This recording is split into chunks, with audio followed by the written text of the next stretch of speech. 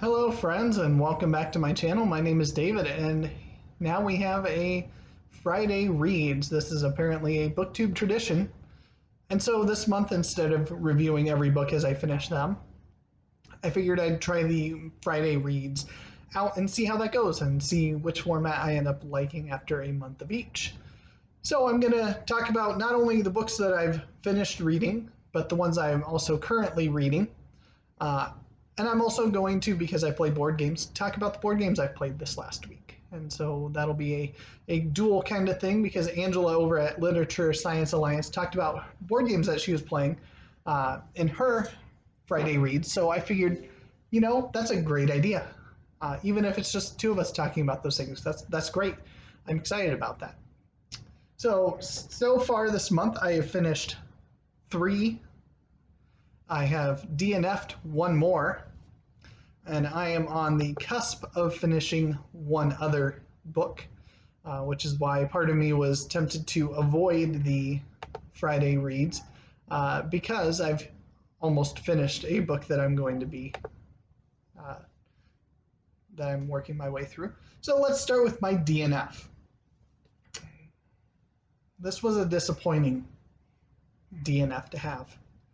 I like King Arthur. I like it a lot. I do not like Antonia Fraser's King Arthur retellings. Not one bit. They're written fine. Her writing style just wasn't gripping me on these. And the point where I think I knew that I was done was when I got to the chapter on Sir Gawain and the Green Knight. And holy smoke, she transformed that story into a hot mess. I did not enjoy the changes that she had in that. It was nothing like the poem, which we just read last month, for those of you that joined me. And so after that, I was just, skimming almost as a speed read, just to try to get done. And about 20 pages after that, I'm like, what am I doing?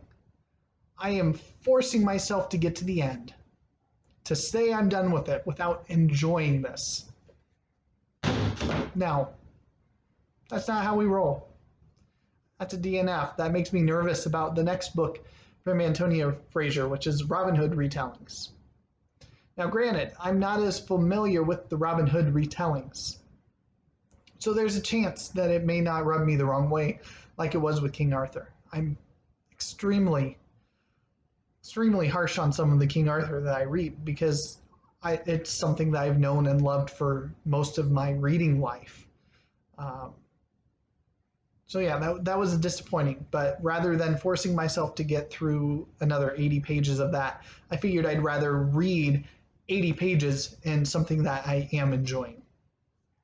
So the book that I reviewed this month that I finished was Harry Harrison, The Stainless Steel Rat.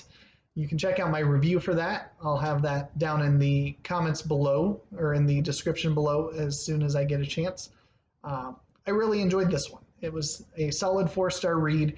As long as you know what you're getting into, it is a fun, vintage, sci-fi romp with a protagonist who is basically a criminal. And is recruited to capture criminals because he's such a good criminal. So, interesting premise. I'm excited to read the next couple books in that series. The next book I finished is a easy 5-star. Ray Bradbury, The Martian Chronicles. This was a reread for me. I was delighted that it was my first Ray Bradbury that I was able to revisit, and I had so much fun with this one. There's a handful of stories in here that maybe aren't as good anymore, but by and large, the woven narrative from start to finish, and some of the stories along the way, these are fantastic. Usher 2 might be one of the best, if not the best story in here. I'm trying to remember, there was one shortly after that I think I really enjoyed as well. Of course, I didn't mark it, but that one was a standout story in there. Martian Chronicles, if you haven't read it, do yourself a favor. If you've never read Ray Bradbury, that's a good one to start with. If all you've ever read is Fahrenheit 451, that's still a great spot to start. The last one that I have finished is Marvel Civil War. So this is one of the 20 essential comic storylines from the list that I had found. And I'm sad that the movie was not like this. Don't get me wrong, I enjoy the Marvel Cinematic Universe version of Civil War. This is better. Now, granted, I know they didn't have at the time the rights to the vast majority of the characters in this book, but this was so good, so good, and I needed a read like this after The Dark Knight Returns, which, if you saw my review last month, was very disappointing. Outstanding. So let's talk about the books I'm currently reading. So my ebook that I'm currently reading, Appraisal Folly by Erasmus. This one is courtesy of Steve Donahue, and it is on his Western Canon starter kit list. It was the first one after hitting random through my spreadsheet that I actually had a digital copy from my library that I could download because I wanted to have an ebook to read. I'm almost done with it. I am thoroughly enjoying it. It is a very slow burn of a read. It's short in terms of pages, but it's so packed with information that it's just a slow going read. I think I've got about 20 more pages to go out of the 76, and I'm going to just keep chipping away at it. I'm not going to push it through to try to force myself to finish it. That's when I'm out and about and I need something to read, that I'll read a couple pages because I can drop in and out of that no problem. I'm thoroughly enjoying it. So Steve Donahue, it's all your fault. And thank you. Speaking of a Steve Donahue on a starter kit, didn't know it was on a starter kit, but this was one last month. I picked 5 books, read the back of them, had you vote which one I should read next, and Viking Wars by Max Adams was the winner of that. I'm getting close to the halfway point in this. It's a little over 400 pages. I'm a chapter away from being at 200. The first 2 chapters were a little dry. It was a lot of just basic overview of Viking culture and all of those things, but the last 2 chapters have been events and battles and leaders, and now we're going into the next chapter and Alfred's dead. And I mean, obviously I knew from the year range in there that it wasn't going to have King Alfred for the whole time. The information in here is good. It's a very interesting read. I'm enjoying it greatly. It's got a couple images, some good maps in here throughout.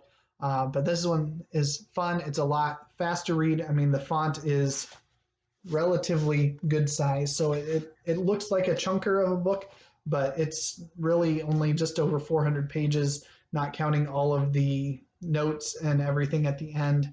I'm really enjoying this one. Next, we're going to talk about the Great Edgar Rice Burroughs read-along from Michael K. Vaughan. So, A Princess of Mars. I'm about halfway through this one. I'm enjoying every page of it. It is really good. John Carter in the Barsoom series. There's, I believe, 11 books in the series. I know that during this Great Edgar Rice Burroughs read-along, we're probably going to read every one of those plus every Tarzan book. Beyond that, I don't know what other ones we're going to read, but if they're as good as this, I'm going to be reading all of them with him. But the standout so far this month, by far, I knew to expect something great from Martian Chronicles. I did not expect to be enjoying Conan the Barbarian as much as I am. Holy smokes, friends. I want to stop reading everything else to read this. It's good. It's real good. If you haven't read any of the Conan stories, there's some good short stories.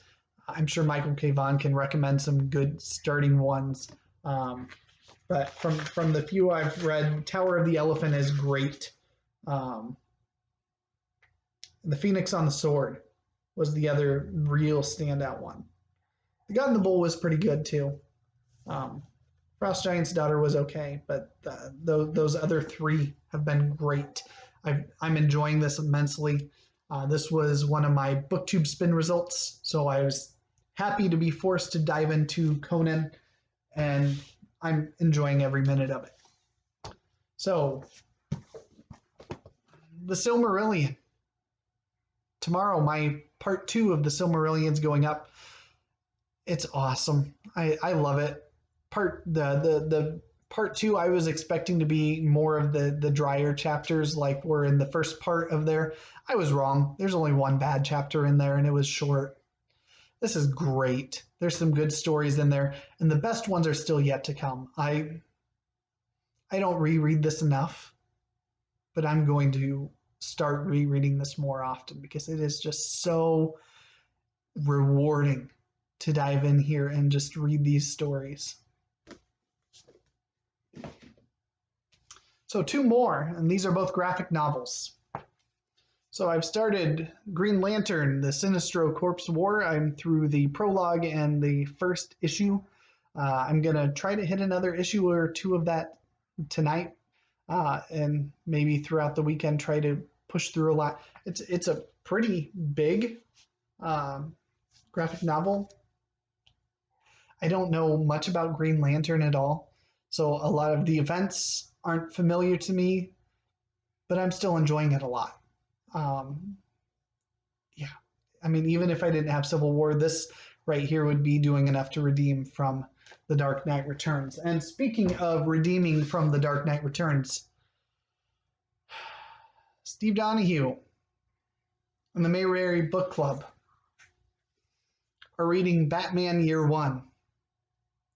So Steve Donahue was the one that picked Dark Knight Returns, and it was unanimously understood its impact on the comic universe, but was able to see it as no longer a good read. Batman Year One, I read part 1 a couple days ago. Love it so much. This is the Batman story that I wanted. And I'm going to have something hopefully coming up on Sunday where I talk about parts 1 and 2 of this. I'm going to try to do parts 3 and 4 each Sunday along with those 2 channels to talk about this because it's good. It's very short. It's very, very good. Highly recommend it.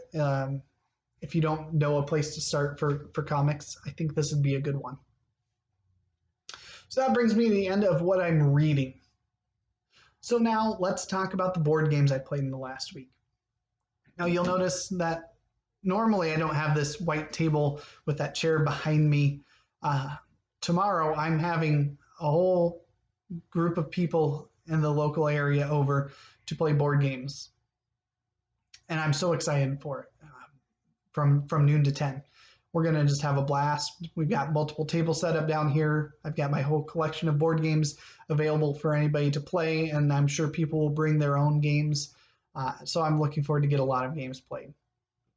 In the last week, I have played, I'm going to start with the ones I played with my wife, because she plays games with me, and I love her dearly for that.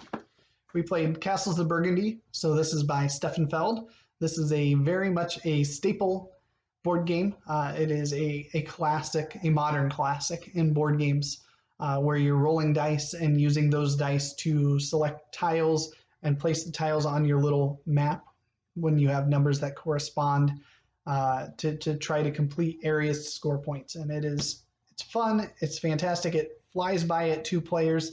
I would never play it with 4 because it just goes far too long the more people you add. But with 2 players, even with 3, this is a great game. Highly recommend it. I did not win that one. And then the other game I played with my wife, we've played it twice this week, Viscounts of the West Kingdom. This is a 3rd game in a trilogy of West Kingdom games. It is the one that we had not played yet, so we played it one night, and then we played it again, I think the next night or 2 nights later, because we just really enjoyed it that much. This one's got a big circular map where you're moving around clockwise and going to spaces to be able to do specific actions. And you've got kind of a line of cards of people that give you resources and abilities that move along constantly throughout the game. So you're having to shift what your focus is. It's a little bit longer. It's definitely a crunchier game. It involves a lot more thought and depth. But if you like board games and are looking for something that's maybe a little bit heavier, this is a really, really good one. I enjoy all three of the games in the West Kingdom series. Architects of the West Kingdom is arguably the shortest and easiest of them, and it's the first one in the series, and it's a very fun one. I'm hoping tomorrow to play Paladins of the West Kingdom, which is the second one in the series, to see if I can solidify whether I like this one or Paladins more. But I love all three of those. All right, so I've got a friend that I meet up with every Thursday night at a local game store, and we play games, and we typically play historical-based games. And so in the last, well, a little over a week, but in this month, the first thing we played was a scenario out of this one. So this is a Men of Iron tri-pack of battles. So it's got Men of Iron, Infidel, and Blood and Roses. We played the very first battle out of Blood and Roses in here. This is a very full box, so it has its own little battle book. So these are battles in the Wars of the Roses. And the battle we did was First St. Albans, which took place in 1455. And it was fun. It was nice. It was an easy scenario. It was about an hour long, so we were able to just blow right through it. So there's the Lancastrian and the York army. I was the Lancastrians. I got my butt handed to me. Had a blast doing it. I thoroughly enjoy diving into these historical games. The game we played last night was called Unhappy King Charles. Yes, it's such a uplifting name for a game. I was the monarchist side with King Charles, and my friend was the parliamentary side, trying to overthrow and behead King Charles. We didn't get all the way through the game. We played about 3.5 hours worth, and then had to kind of call it quits at a little over the halfway point. Our first time going through it, we had to stop a lot and just verify that we were doing things right and think through some of our moves. But it's one that we're going to be revisiting at some point in time. It's interesting because you get cards each round, and you use those cards to do the actions that you want to. So you have to kind of adapt what you're going to do based on what you're dealt. And there's not a lot of military power, so there's a big map, lots of spaces that you're trying to control, but you don't have enough units or resources or cards that you want to be able to do it all. So it's a lot of a give and take, push and pull, trying to vie for control in England. And I really, really enjoyed that one. It has me more excited because I think the third book from Antonia Fraser is on Cromwell. And Cromwell's one of the characters that was in Unhappy King Charles on the parliamentary side. So he was actively trying to behead Unhappy King Charles. And then I used to play a lot more board games solo. There are a lot of games now that come with specific rule sets for a one-player playing of games. With my increase in reading, I've done a lot less solo board gaming because I don't want to cut into my reading time very much. But this week I pulled out Star Wars Imperial Assault, set up a scenario. It's got a little app that I can use that kind of tells me what the computer opponent is going to do and how they're going to react and what their priorities are going to be. And it was just fun getting that out, moving pieces around, checking some dice, and, running away when Darth Vader came out and tried to strike me down. So I had a blast. It's been a good week. It's been a great week in reading for the most part. Apart from that Fraser book, I've thoroughly enjoyed all the books that I've been reading. I plan to finish at least a couple more of those. I'm hoping to dive into Eagle's Saga here very, very soon because it's my medieval monthly and I want to actually get started on it, but I've told myself I need to finish at least one or two of those before I dive into this. So I'm probably going to push hard through Princess of Mars so I can jump into that and then try to finish something else so that I can dive into Tarzan of the Apes before too much longer because that is also being read in this month with Michael K. Vaughan. So thank you for watching. I appreciate it. Let me know how you like the Friday reads. Um, yeah, I'm curious. Which do you prefer? Do you prefer the Friday reads? Do you prefer the review every book? I know Michael K. Vaughan's stance on that is the review every book, and with it no longer being a read along, there's no longer that pressure of, okay, I've got to get these done in the same week that I finish them to get that review in, because I and most of Team Zeus at least thought that that was the rules of that you would have to review it that same week, but allegedly that is not the case, and a whole bunch of points popped out of nowhere in the last week. We're not upset about it. It was just surprising. So yeah, I mean, who knew? So thank you for watching. And oh yeah, I wanted to make a quick shout out over onto my Discord. If you haven't joined it already, there's going to be an invite for that down below. But there's a little section in there. All my early Discord joiners have a little channel in there where you get the opportunity to recommend one book to me, and I will read that book at some point in time. And I'm going to have a return of the spin of the wheel for August, where each book that gets recommended is going to be on that wheel, and I'm going to pick one of those based on that wheel each month to read. And already Pratchett's been recommended 2 different times, so it's very likely that I'll be reading Terry Pratchett here pretty soon. Well, I had to get to it eventually. So if you want to force me to read a book, if you want to talk about poetry on Thursdays, if you want to do TBR swaps, or you just want to talk books, you want to talk about the books I'm reading, join my Discord and we can do all of those things. So thank you for watching and have a great rest of your night or day.